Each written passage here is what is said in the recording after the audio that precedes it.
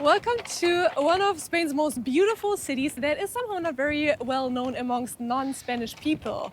We are in Africa, actually. Yes, you heard right.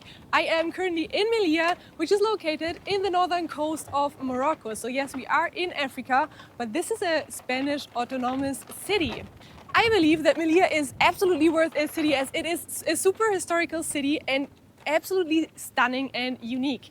And therefore, we are going to change the fact that people outside of Spain don't really know Melilla. Let's explore a city that is unique and diverse in its culture, that has beautiful beaches and food that will absolutely make you overeat.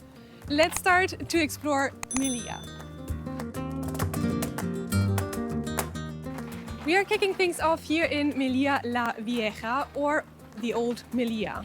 It is the historical part of the city, and we are inside of the fortress of Melilla, which is also known as the fortified enclave. This fortress has been built in the late 15th century by the Spanish right after they seized it from the Berbers. But the city's roots go way deeper. Phoenicians, Romans, and even Byzantines settled here centuries before.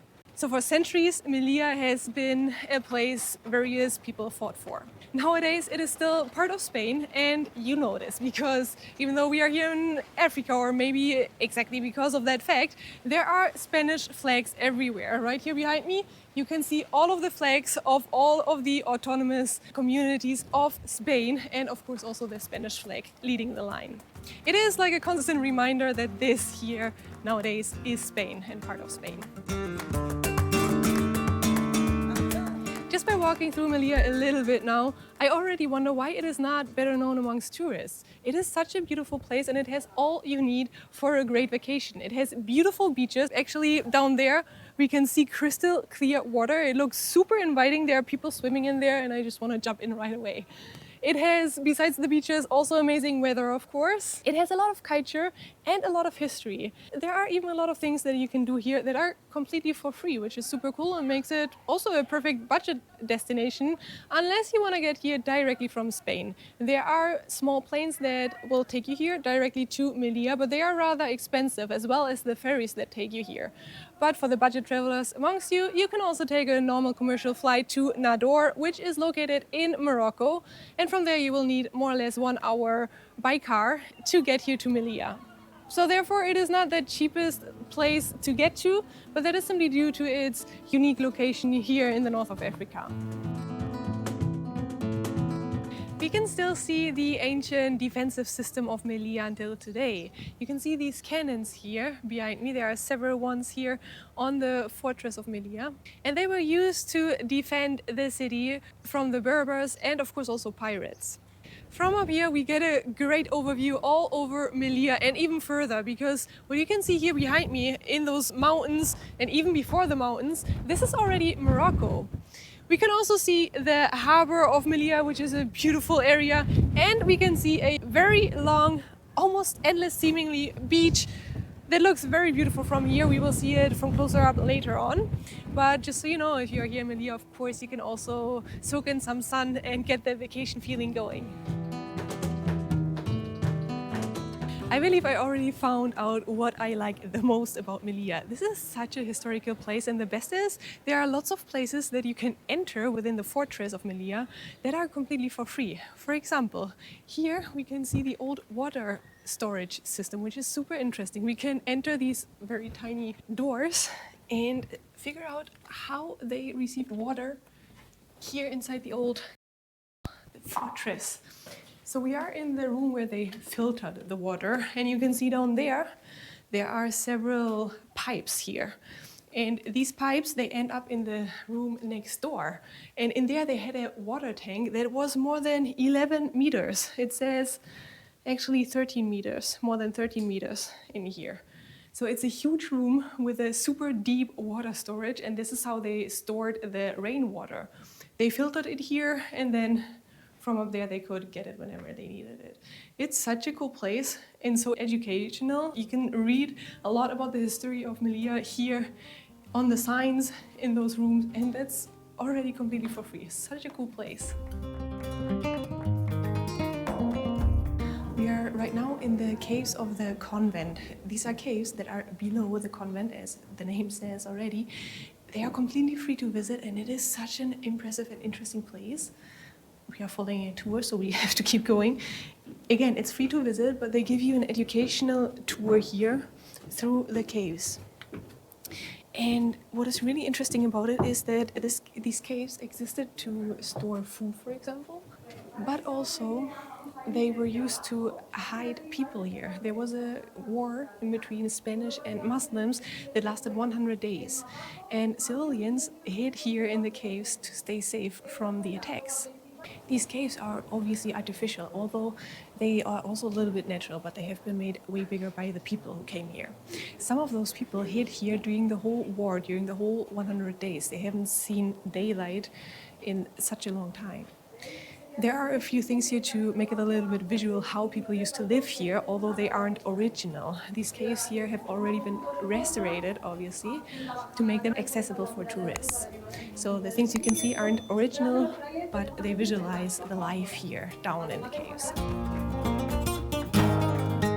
There are 3 floors of the caves. The second one is the biggest one. We went up all the way to the 3rd floor and now walked outside, and we can see this beautiful beach that we already saw from up there earlier. And we can also see the arch over here behind me. This is where we've been before.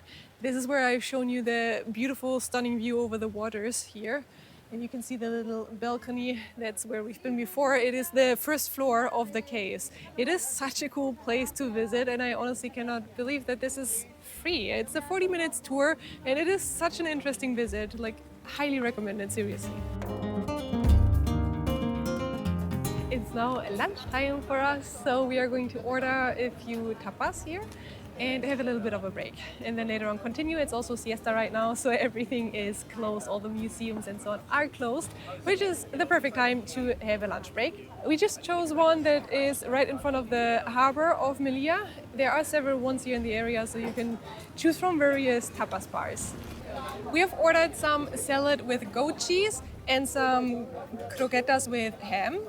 I cannot go to a tapas bar without eating them because I love them.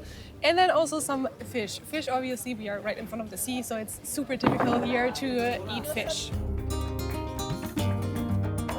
The food was great, and it feels good to be a little bit saturated. It's now time to continue our tour through Melilla. By the way, the city is really not that big. That means that you can actually walk everywhere. There are also public buses, and one ride will cost you 90 cents, so it's quite affordable, but again, it's also not really necessary. Melilla also has a very modern part. Right in front of the Plaza de España, you can find the Palace of the Assembly, which was built in 1948, and nowadays it is Melilla City Hall. Right next to it, there's the Bank of Spain, as well as further important buildings of the city. Various buildings in this area have colorful facades, and they stand out among Melilla's famous modernist architecture, which was heavily influenced by Gaudí and the Catalan style. While we were there, Plaza de España was unfortunately under construction, but it is usually a beautiful green space with a stunning fountain that was designed in the early 20th century. It is surrounded by palm trees and government buildings, and it is basically Melilla's political and architectural centerpiece. You can find various churches here in Melilla, and if you can visit them, make sure to do so, because they are beautiful at the inside. But Melilla doesn't only have churches. Melilla, due to its location, is a very multicultural city, and therefore various cultures live together in a very small area. So you can find churches here, but of course also mosques and even synagogues, as there's also quite a large Jewish community here in Melilla.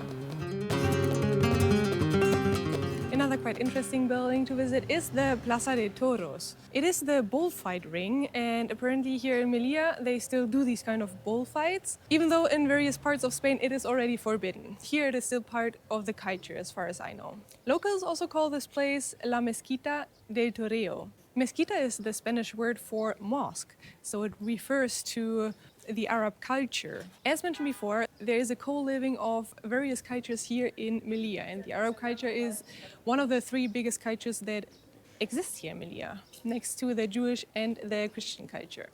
I've read that it's got this name because its architecture is more in an Arabian style, so that the decorations are in a very Arabic architecture style. But to be honest, I feel like this building looks very Spanish, but I'm also not an expert on architecture, so I might be completely wrong here. But if there are any other reasons why this building actually got this name Mezquita or mosque, let me know in the comments, because I'm really curious to figure that out. Unfortunately, we cannot visit it today. It is closed, although Google Maps says it's open, but it's not. I promised you a beach, and we are finally on the beach.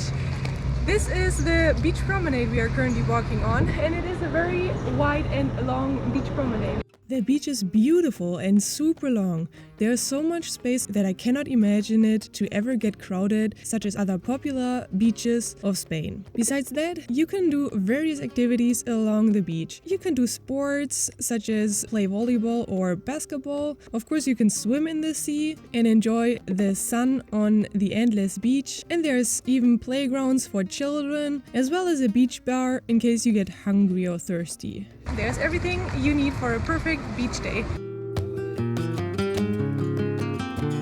I hope you also realized how beautiful the city Melilla is and that it is definitely worth a visit. However, no place on earth is perfect. And there have been a lot of problems here in Melilla due to its location on the African continent. It is a Spanish city located in African territory. I think you can imagine the problems that occur here every now and again.